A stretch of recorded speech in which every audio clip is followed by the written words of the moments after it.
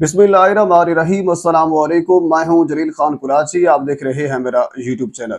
अमीर बलाज, एहसन शाह और जवेद भट्ट कत्ल केस के हवाले से गुफ्तगू करेंगे। कुछ इंतहाई अहम तरीन डेवलपमेंट सामने आई है, वो आपके सामने रखनी है। गुज़श्ता चंद वीडियोज़ के अंदर इन केसेस के हवाले से मैं आपको ब्रीफ नहीं कर पाया कि क्या मामला कहाँ तक पहुँचे हैं। उसकी वजह यह है कि पंजाब के अंदर और ख़ुसूसन लाहौर के अंदर जो पंजाब ग्रुप ऑफ कॉलेज के हवाले से एक डेवलपमेंट आई थी, उसके ऊपर मैंने ब्रीफली तौर पर आपके सामने कुछ चीज़ें रखी थी। उसमें एक तो मैं मौका के ऊपर जाकर जो व्यूज़ थे प्रोटेस्ट करने वाले तलबा के, वो आपके सामने रखे थे। फिर उसके बाद फिर वकला इस बारे में क्या कहते हैं, वो चीज़ आपके सामने रखी थी। और उसके बाद फिर बाकी उनके वालिदैन का जो बयान सामने आया, पुलिस का मौक़िफ़ क्या है, ये सूरत हाल बिगड़ती हुई और फिर कह लीजिए कि फिर सुलझती हुई इस किस्म की डेवलपमेंट सामने आ रही थी। अभी तक उस मामले का कोई हतमी नतीजा सामने नहीं आ सका कि असल में मामला हुआ था या फिर नहीं हुआ था। हुआ था तो फिर अभी तक उसको परसू क्यों नहीं कर रहा, उसके पीछे लवाहिकीन कौन है, कोई सामने नहीं आ रहा। अगर नहीं हुआ था तो फिर जो कारदार हैं जिन्होंने इसको हवा दी है, उनको कैसारे किरदार तक क्यों नहीं पहुंचाया जा रहा। और अभी तक मामला गंभीर है। उस मामले के हवाले से जो भी डेवलपमेंट सामने आएगी मैं आपके साथ जरूर शेयर करूंगा। तो हम इन केसेस के हवाले से गुफ्तगू करते हैं।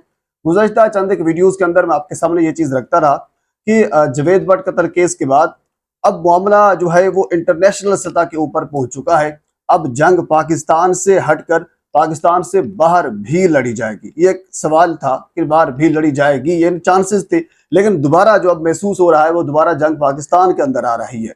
इसकी चीज़ मैं आपके सामने रखता हूँ। पहले तो ये था कि बिल्कुल ये बात दुरुस्त थी, मैंने खुद भी कहा था कि कुछ इंटरनेशनल शूटर्स हायर किए गए हैं। और वो हायर इस वजह से किए गए थे क्योंकि हर मुल्क के अंदर, जिस तरह पाकिस्तान के अंदर शूटर्स अवेलेबल हैं, आपको इजीली मिल जाते हैं, अल्लाह माफ करे। और इसी तरह हर मुल्क के अंदर ये शूटर्स अवेलेबल होते हैं, मिल जाते हैं। और कुछ मिसालें हमारे साथ मौजूद भी हैं। अरशद शरीफ हमारे एक सीनियर जर्नलिस्ट थे, कीनिया के अंदर उनको कत्ल कर दिया गया। वो पाकिस्तान के बंदर ने जाकर वहीं पर कत्ल नहीं किया था, करवाया गया था, बंदा वहां से हायर किया गया और उसके बाद फिर उनको मरवा दिया गया। बहरहाल वो एक अलग स्टोरी है। तो इसी तरह इंटरनेशनल शूटर्स भी हायर किए जा सकते हैं और अपने टारगेट जो दुश्मनदार लोग हैं वो अपने टारगेट अचीव इस तरह ही कर सकते हैं। तो इस हवाले से कुछ खबरें सामने आई थी और उसमें हकीकत है कि ऐसा नहीं है कि नहीं, क्या बिल्कुल हायर दोनों ग्रुप की जानब से किए जा रहे थे और ऑफर्स भी की जा रही थी, क्योंकि कुछ जराये से खबरें आ रही थी, वही हमने अब तक पहुंचाई थी। लेकिन अब की सूरत हाल ये है, एक तो 12 लोग, जहां तक पुलिस जराये और जहां तक कुछ बाकी जराये हैं जिन्होंने हमें कंफर्म किया है, पाकिस्तान के लोग जो मुख्तलिफ ममालिक में बैठे थे और वो शूटर्स को हायर कर रहे थे और वो शूटर्स को के लिए लीड कर रहे थे। इवन के कुछ उनमें से शूटर्स खुद भी थे, यानी पाकिस्तान में मुख्तलिफ लोगों को उन्होंने शूट किया और उसके बाद फिर पाकिस्तान छोड़कर बाहर चले जाते हैं। अमूमन पाकिस्तान के अंदर यही होता है, जो भी कोई बंदा बड़ा जुर्म करता है और फिर उस जुर्म की सजा से बचने के लिए वो पाकिस्तान से बाहर चला जाता है और एक ऐसे कंट्री में चला जाता है जिसका पाकिस्तान के साथ मुआहदा ही नहीं होता। अभी भी बहुत से बेशुमार लोग मुख्तलिफ ममालिक के अंदर बैठे हैं जिनके साथ पाकिस्तान का कोई एग्रीमेंट नहीं है, तो पाकिस्तान उनको वापस नहीं ला सकता। तो खबर यह है कि 12 मुल्जिमान, 12 ऐसे लोग जो शूटर्स हैं, जो लीड कर रहे थे और जो इस किस्म के मामलात में मुलव्विस थे और वो ऐसे ममालिक में थे जिनके साथ पाकिस्तान के एग्रीमेंट्स थे, उनको पकड़ा गया। पकड़ने के बाद अब पाकिस्तान में बाकायदा तौर पर उनको लाया जा चुका है। मुख्तलिफ वीडियोज के अंदर मैं आपके सामने तस्कर करता रहा कि 2 पकड़े गए, 3 पकड़े गए, इटली से पकड़ा, फलां जगह से पकड़ा, फलां जगह से पकड़ा, ये सारी चीजें मैं आपके सामने एक एक करके रखता रहा। तो अब मैं आपको मुकम्मल फिगर जो बता रहा हूं, जो मुझे बताया गया है, वो 12 का है और इसमें पुलिस मुलव्वस नहीं है। पुलिस को ना भेजा गया उनको गिरफ्तार करने के लिए और ना पुलिस को इस चीज का इल्म है। इसमें कोई वफाकी इदारा है और जो कह लीजिए कि बड़ा इदारा है, उन्होंने कार्रवाई की है और उन्होंने ये सारी जिम्मेदारी खुद ली है। उनको पता है कि पुलिस के बड़े बड़े लोग इसमें मुलव्वस है। इवन के जो लोग गिरफ्तार हुए हैं, गिरफ्तार जब उनको करके पाकिस्तान में लाया गया और जब उनसे तफ्तीश की गई तो बहुत से ऐसे पुलिस अफसरान उसमें मुलव्वस हैं जो उनके पीछे पुश्तबनाई कर रहे हैं, उनका अहकामात मान रहे हैं और उनको लीड भी कर रहे हैं, जिन आपस में सार जो है वो गठजोड़ चल रहा था। 12 लोग जो है वो पाकिस्तान में लाए जा चुके हैं। अब उनकी तफ्तीश जारी है, मजीद जो चीजें हैं खुलकर सामने आएंगी। इसके अलावा गुज़श्ता वीडियो के अंदर मैंने आपके सामने एक चीज ये रखी थी कि तीफी भट्ट साहब वापस पाकिस्तान के अंदर आ रहे हैं और उनका पाकिस्तान में आना बहुत बड़ी बात है और बहुत बड़े सवाल निशान जो है वो जन्म लेते हैं। ایک تو یہ ہے کہ امیر مصعب بھی پاکستان کے اندر آ رہا ہے، یہ بات بھی درست ہے۔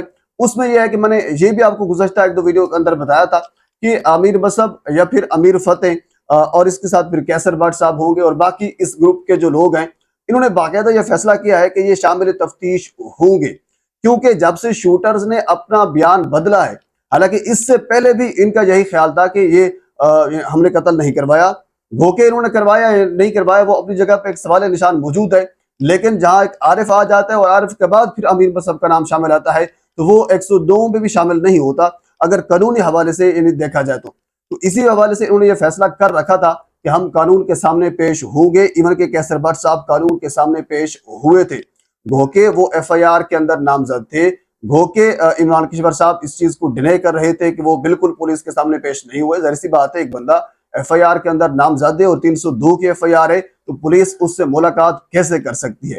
اگر پولیس یہ مان لے کہ ہم نے ملاقات کی ہے تو پھر تو بہت بڑا سوال نشان پولیس کے اوپر آتا ہے۔ تو پولیس نے کبھی اس چیز کو نہیں ماننا، لیکن یہ کنفرم ہے انہوں نے ملاقات کی ہے۔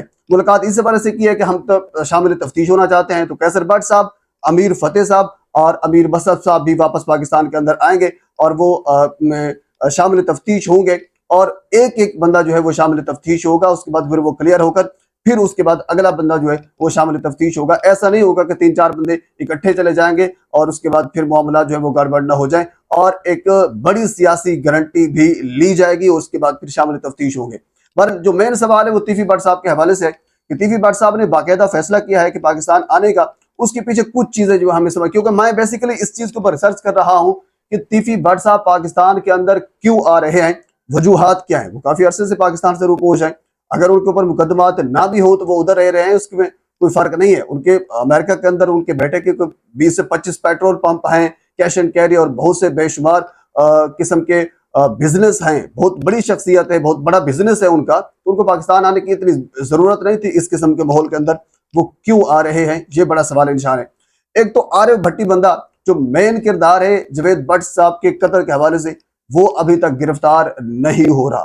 اس کے اوپر سوال نشان یہ اٹھ رہے ہیں کہ پولیس اس کو گرفتار نہیں کر رہی یا پھر گرفتار نہیں ہو رہا، یعنی پولیس کر کیا رہی ہے؟ ایک بندہ جس کا کوئی پتہ نہیں ہے، اس کو آسمان نکل گیا، زمین نکل گئی، کہاں پہ ہے ابھی تک اس کو کوئی پتہ نہیں ہے، اور سارا کا سارا کیس اس کے سر کے اوپر کھڑا ہے۔ جب وہ بندہ گرفتار ہوگا اور پھر آگے جا کر وہ بیان دے گا تو معاملہ سارا کھل کر سامنے آ جائے گا۔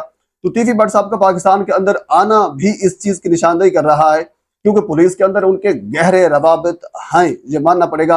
اور انہوں نے آ کر پھر جو ذرائع بتا رہے ہیں کہ عارف بھٹی کی گرفتاری کے حوالے سے وہ سر توڑ کوشش کر رہے ہیں کہ اس بندے کو گرفتار کیا جائے اور اس کے بعد پھر آگے امیر مصعب کو اس میں ملوث قرار دے کر ان کے اوپر جو پرچہ ہے وہ کاٹا جائے، ایف آئی آر جو ہے وہ نامزد کیا جائے۔ اس حوالے سے پاکستان کے اندر آ رہے ہیں۔